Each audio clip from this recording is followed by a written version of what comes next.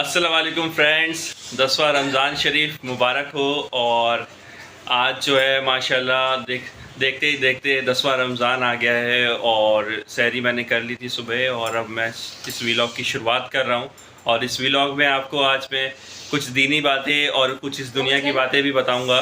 बाकी बने रहो चैनल पे, देखते रहो वीडियो, लाइक कर दो, सब्सक्राइब कर दो।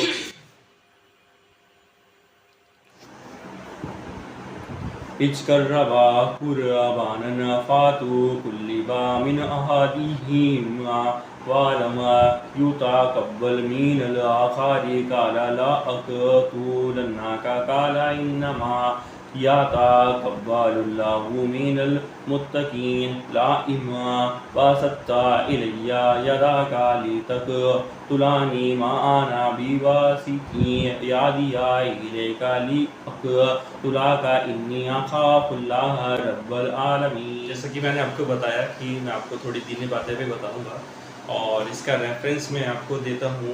एक वेबसाइट है dawat-e-islami.com और उस पर दिया गया है कि रमज़ान के रोज़े किस पर फ़र्ज़ हैं और किस पर माफ़ हैं और उसका फ़िदिया कितना देना पड़ता है अगर जो रोज़े नहीं रखता है। तो सबसे पहले हम जानेंगे कि किन पर रोज़े माफ़ हैं। नाबालिग बच्चे और पागल पर रोज़े फ़र्ज़ नहीं हैं। औरतों को उनके माहवारी के दिनों यानी पीरियड्स में रोज़े रखने की इजाज़त नहीं है। रमज़ान के बाद इन रोज़ों की क़ज़ा करें जो कमज़ोर औरत हमल यानी पेट से हो या बच्चे को दूध पिलाती हो और रोज़े रखने की वजह से अपनी या बच्चे की जान जाने या सख्त बीमारी का ख़तरा महसूस कर रही हो, वह रोज़े क़ज़ा कर सकती है। यूँ ही हर बीमार और कमज़ोर आदमी रमज़ान के रोज़े रखने की वजह से बीमारी ख़तरनाक होने या जान जाने का ख़तरा महसूस करे तो वह भी रोज़ा क़ज़ा करने की इजाज़त है उसको भी। मुसाफिर का रोज़ा, उसके बारे में भी मैं आपको बताता हूँ। अगर कोई मुसाफिर है, कोई ट्रैवल करता है तो उसके लिए क्या बताया गया है। जो शख्स सरन मुसाफिर है और कुरान व हदीस में रमज़ान के रोज़े ना रखने की इजाज़त दी गई है, लेकिन सफ़र में अगर आराम है, ईज़ी है, बहुत आराम से जाना है, बहुत आराम से आना है, तो वो रोज़े रख सकता है। जैसे मेरा सफ़र मेट्रो का रहता है तो मैं रखता हूँ रोज़े। अगर कोई लंबा सफ़र करता है, 4 ट्रेनें बदल के जाता है, तो उसको इजाज़त दी गई है। रोज़ा रख लेना ही बेहतर है उनके लिए जिनके लिए ईज़ी है। हाँ, अगर ना रखें तब भी वह गुनहगार नहीं है, जबकि रमज़ान के बाद वह क़ज़ा कर सकते हैं, क़ज़ा उन्हें करना चाहिए। रोज़े का फ़िदिया, ठीक है। जो शख्स बुढ़ापे की वजह से इतना कमज़ोर हो गया है कि उसमें रोज़ा रखने की ताकत नहीं और आइंदा सही होने का भी उसमें कोई उम्मीद नहीं है कि वो सही हो पाएंगे, तो ऐसे में उन्हें हर रोज़े के बदले फ़िदिया देना वाजिब है। और फ़िदिया यह है कि हर रोज़े के बदले एक मोहताज को, बेवा को, मांगने वाले को दोनों वक्त पेट भरकर खाना खिलाए और या हर रोज़े के बदले सदका-ए-फ़ितर के बराबर गल्ला या रुपया खैरात करें, जो ज़्यादा सही तहकीक के मुताबिक तकरीबन 2 किलो 45 ग्राम गेहूँ होता है। तो पहले मैं आपको बताऊंगा कि रोज़ा किन किन वजहों से नहीं टूटता है। क्योंकि ऐसा होता है कि कई बार हमारे दिमाग में ये रहता है कि रोज़ा शायद इस वजह से टूट सकता है, तो हम वो चीज़ नहीं करते हैं और मैं आपको बताता हूँ। तो पहले नंबर पर गलती से या बिना जाने थूक और बलगम निगल जाने से रोज़ा नहीं टूटता है। दांतों से निकला खून हलक में ना जाए तो, नीम के डंडी से मिसवाक करने पर, अतर की खुशबू लगाने से, आँखों या कानों में दवा डालने से,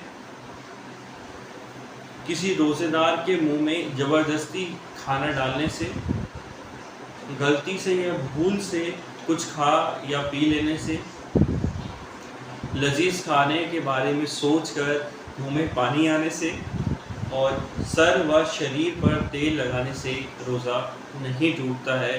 तो थोड़ा सा जो है रहता है हमारे दिमाग में कि रोज़ा शायद इस वजह से टूट सकता है। बाकी आप लोगों को और अगर पता है कि रोज़ा किन वजहों से नहीं टूटता है तो आप कमेंट्स में बताइए। बाकी ये जो है मैं इस रेफरेंस दूंगा kulhaiya.com, और बाकी ये बातें मैंने बयानों में भी सुनी हैं।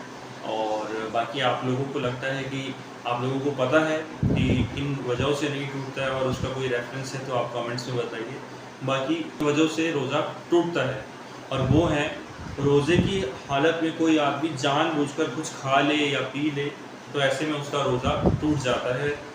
कोई रोज़ेदार दांत में फंसे हुए खाने को जानबूझकर निगल जाए या जाता है तो उसका रोज़ा टूट जाता है। उल्टी करने से रोज़ा टूट जाता है। गैर ज़रूरी इंजेक्शन लगवाने से रोज़ा टूट जाता है। किसी तरह की दवाई खाने से रोज़ा टूट जाता है। गलत कार्य करने, हम बिस्तरी, चुगलखोरी करने और झूठ बोलने से रोज़ा टूट जाता है। तो इन चीज़ों से आपको बचना है। अगर आप रोज़ा रखते हैं और रोज़ा रख रहे हैं तो नमाज़ पढ़ें, कुरान पढ़ें, और जितना हो सके अच्छे काम करें, और दुनिया की चीज़ों से थोड़ा सा लिमिट करके रखें। फ़ोन से, टीवी से और इन चीज़ों से बचें, और बाकी अच्छे काम करें। और बाकी जैसे मैंने आपको शुरुआत में बताया, मैं आपको कुछ दुनिया की चीज़ें बताऊंगा। तो मैं आपको आज बताऊंगा कि अगर आप फ्यूचर अपना सोच रहे हैं 12th के बाद, तो मेरा जितना एक्सपीरियंस है अभी काम का, उसके अकॉर्डिंग मैं आपको थोड़ी सी हेल्प करता हूं। अगर आप इस वीडियो को देख रहे हैं तो पहले नंबर पर मैं आपको जो कोर्स रखता हूं, जो मैं प्रोफेशनल कोर्स की बात करूंगा कि आप करें, और उसकी ग्रोथ बहुत है, उसकी डिमांड बहुत है। तो सबसे पहले नंबर पे जिस कोर्स को मैं रखता हूँ वो रखता हूँ मैं कोडिंग। कोडिंग जो है वो आज हर जगह पर है, फ़ोन के अंदर, सारी वेबसाइट में, हर चीज़ कोडिंग के अकॉर्डिंग हो रही है। आज मैं वीडियो पब्लिश कर रहा हूँ तो इसके पीछे भी कोडिंग है, और कोडिंग डिफरेंट लैंग्वेजेस में होती हैं, और जो भी बेस्ट लैंग्वेज जो भी लेटेस्ट होती है वो आप उसका कोर्स करिए, और कोडिंग का कोर्स ज्वाइन करिए। ये बीटेक, एमटेक और ये भी होते हैं, और या फिर आप अलग से भी कर सकते हैं। तो उसकी जानकारी ज़्यादा आपको गूगल पे मिलेगी, और आप NIT हो गया, IGNOU हो गया, और बड़ी यूनिवर्सिटी हो गई, बड़े कॉलेजेस हो गए, वहाँ जाके आप पूछ सकते हैं। बट मैं आपको इसका इसलिए बता रहा हूँ कि इसकी बहुत डिमांड है, और आने वाले टाइम में भी बहुत डिमांड रहने वाली है। दूसरे नंबर पे मैं रखूँगा वीडियो एडिटिंग का सॉफ्टवेयर, जो कि बहुत सारे होते हैं।